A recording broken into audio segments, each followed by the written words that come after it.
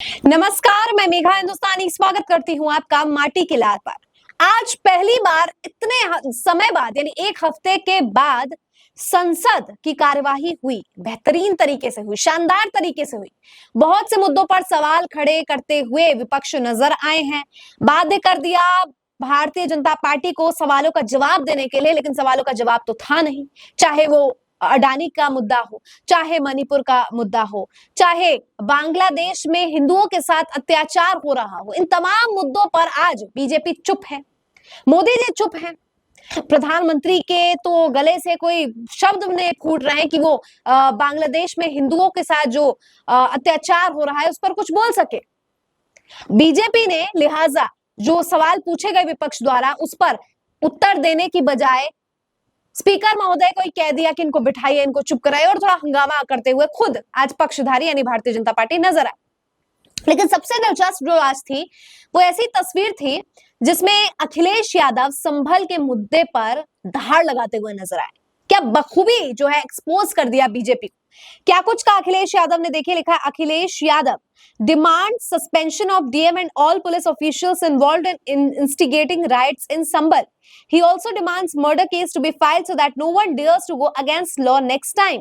यानी कि जिन लोगों ने की है, मारपीट की है, जिन लोगों ने मर्डर किया है, उसके खिलाफ मर्डर केस भी हो दर्ज और साथ ही डीएम पुलिस सारे ऑफिशियल्स के खिलाफ सस्पेंशन का जो है निर्देश जारी करना चाहिए, क्योंकि उन्होंने जो है संभल में हिंसा को उग्र किया है, उकसाने का काम किया है। और ये बहुत बेहतरीन तरीके से अखिलेश यादव ने एग्जाम्पल्स के थ्रू भी समझाया है कि क्या कुछ चल रहा है। देखिए संसद में अखिलेश यादव ने क्या कहा, एएनआई ने लिखा है on the Sambhal issue Samajwadi party MP Akhilesh Yadav says the incident that took place in Sambhal is a well planned conspiracy and the brotherhood in Sambal has been shot. The tolls of excavation throughout the country done by BJP and its allies will destroy the brotherhood of the country. यानी कि देश में जिस तरीके से आप संभल में खोदने का काम कर रहे हैं उसे सामाजिक सौहार्द खो देंगे। ये बात उन्होंने अखिलेश यादव ने समाजवादी पार्टी सुप्रीमो ने मीडिया के सामने भी कहे कि अगर आप खोदने का काम शुरू करेंगे तो आप खो देंगे। यानी मस्जिद मंदिर का जो इशू चल रहा है उसको लेकर काफी कटाक्ष किया और कहा कि सामाजिक सौहार्द को खोने का काम किया जा रहा है, क्योंकि इस तरीके से जो है अगर आप हिंदू में मुस्लिम, मुस्लिम में हिंदू ढूंढेंगे तो इस तरीके की चीजें होती रहेगी। और संभल को लेकर कहा कि बहुत ही बेहतरीन जो है तरीके से इसको कंस्पायर किया गया, साजिश रची गई है ताकि सामाजिक सौहार्द को बिगाड़ दिया जाए। तो ऐसा नहीं है कि इंसिडेंट हो गया है बल्कि इसको करवाया गया है। तो ये पूरी की पूरी बात जो अखिलेश यादव ने संसद में कही है।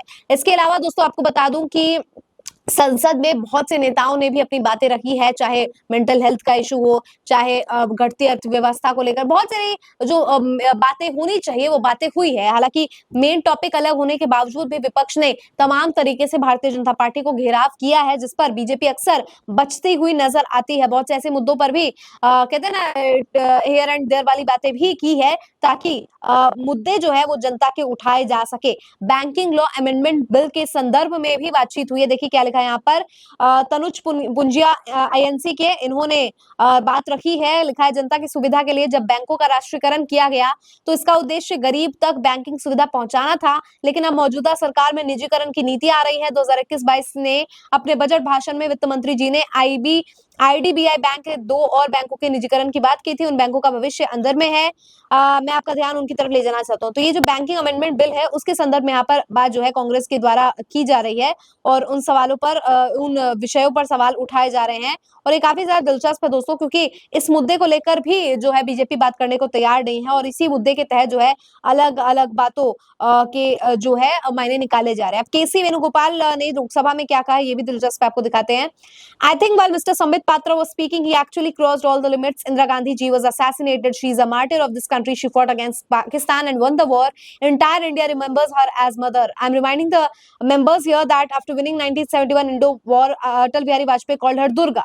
But what language did Mr. Patra use? He said that she actually called the bank manager. I want to ask him if they're present to witness this. यानी यहाँ पे संबित पात्रा की बेइज्जती और संबित पात्रा की धुलाई करते हुए केसी वेणुगोपाल नजर आ रहे हैं, क्योंकि संबित पात्रा ने इंदिरा गांधी के बारे में बोलते हुए अपनी सारी मर्यादा पार करते हुए बातें कही, जबकि खुद यहाँ पर अटल बिहारी वाजपेयी का उल्लेख किया गया है कि अटल बिहारी वाजपेयी ने तो दुर्गा का श्रेय दिया था इंदिरा गांधी को, और इस प्रकार की बातें करना काफी ज्यादा अशोभनीय है और इस प्रकार की बातें नहीं करना चाहिए। सबसे दिलचस्प दोस्तों मुझे अखिलेश यादव का बयान लगा है। अखिलेश यादव के अलावा मुझे किसी का बयान लगा है तो वो है यहाँ पर गौरव गगोई। गौरव गगोई ने भी बखूबी संसद में अपनी बात रखी है। क्या कहा है देखिए, 8 नवंबर 2016 को नरेंद्र मोदी जी ने 500 और 1000 के नोट बैन कर दिए। इसके साथ ही नोटबंदी से परेशान गरीबों का मजाक उड़ाया।